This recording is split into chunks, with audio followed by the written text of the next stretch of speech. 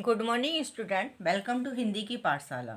बच्चों, इस वीडियो में मैं आपके 12th बोर्ड एग्जाम के लिए वन शॉट रिवीजन करवा रहे हैं और मेरे इस चैनल पे जो भी आने वाले वीडियो होंगे उसमें भी हम जल्दी जल्दी आपका हिंदी का सिलेबस कंप्लीट करवाते जाएंगे।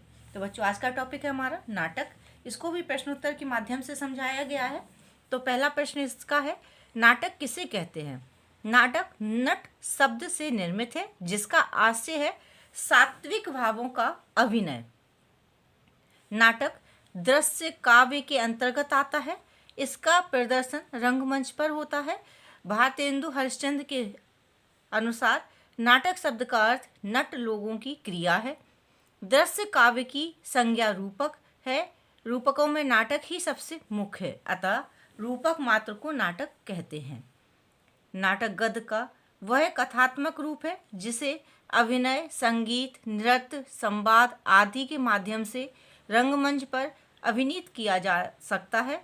बाबू गुलाब राय के अनुसार नाटक में जीवन की अनुकृति को शब्दगत संकेतों में संकुचित करके उसको सजीव पात्रों द्वारा एक चलते फिरते सप्राण रूप में अंकित किया जाता है।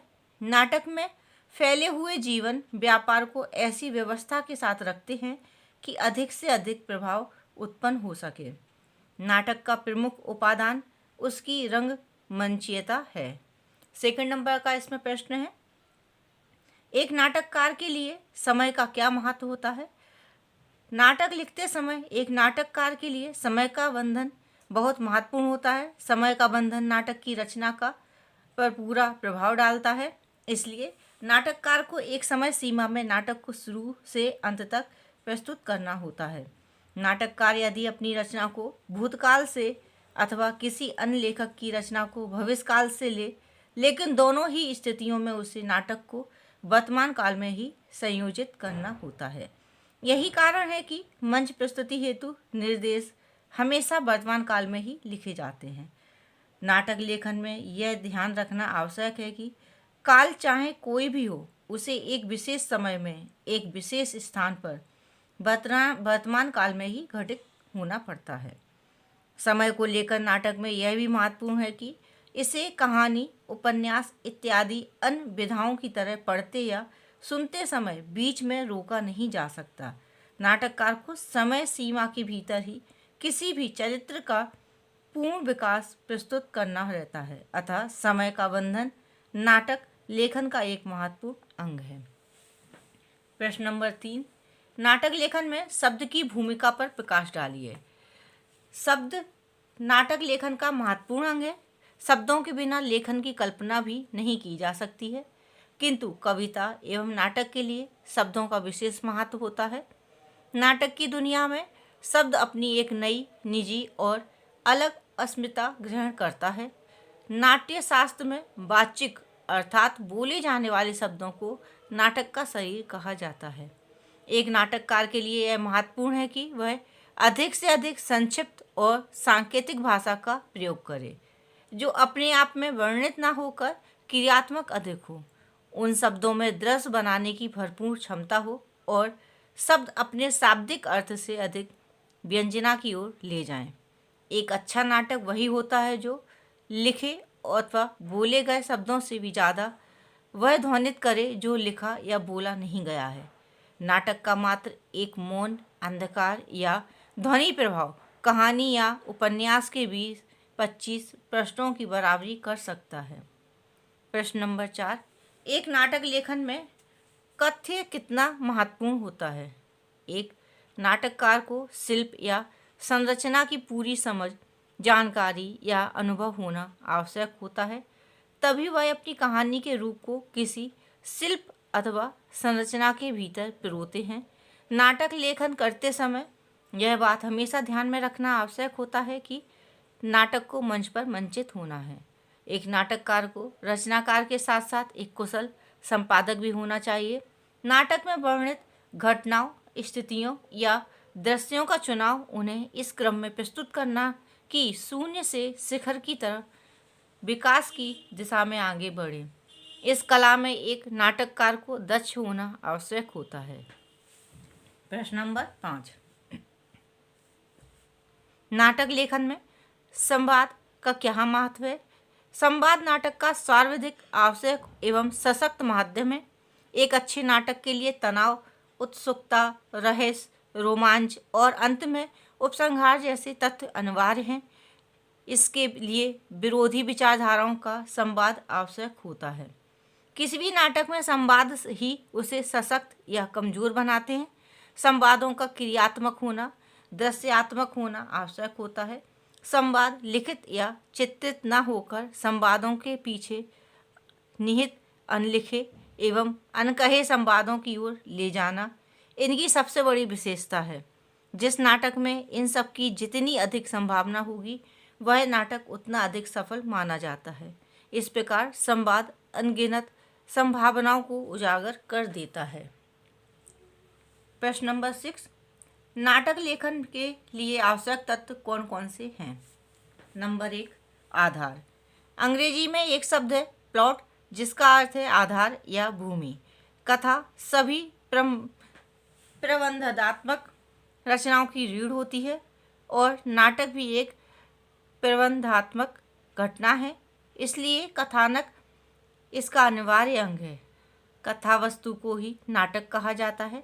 वास्तव में नाटक को अपनी कथा वस्तु की योजनाओं में, पात्रों और घटनाओं में इस रूप से संगठित बैठानी होती है कि पात्रकार व्यवहार को अच्छे ढंग से अभिव्यक्त कर सके। नाटककार को ऐसे प्रसंग कथा में नहीं रखना चाहिए जो मंचन के योग ना हो।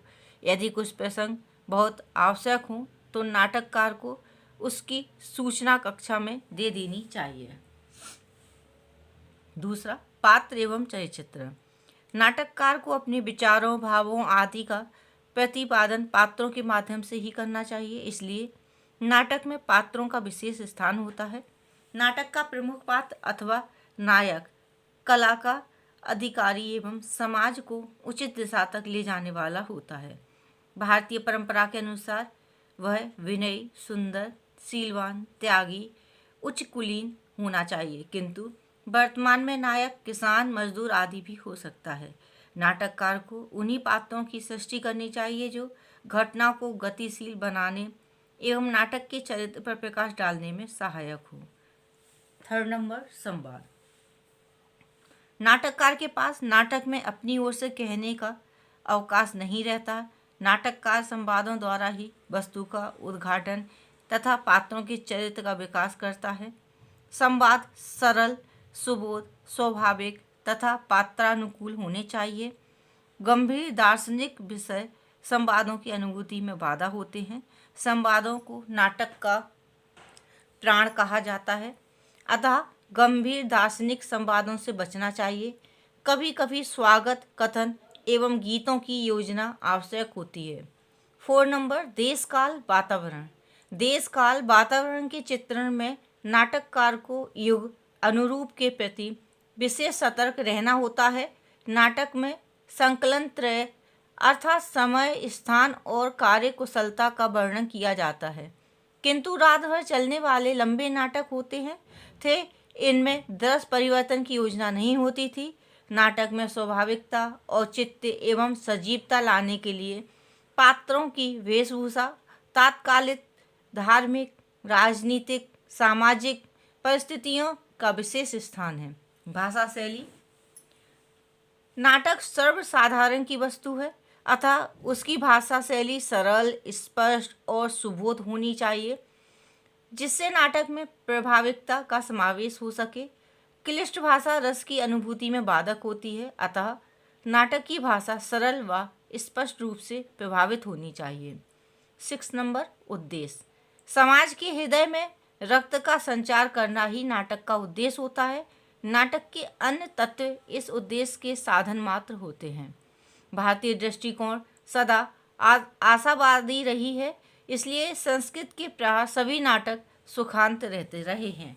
पश्चिमी नाटककारों ने या साहित्यकारों ने साहित्य को जीवन की व्याख्या मानते हुए उसके प्रति यथार्थ दृष्टिकोण अपनाया है।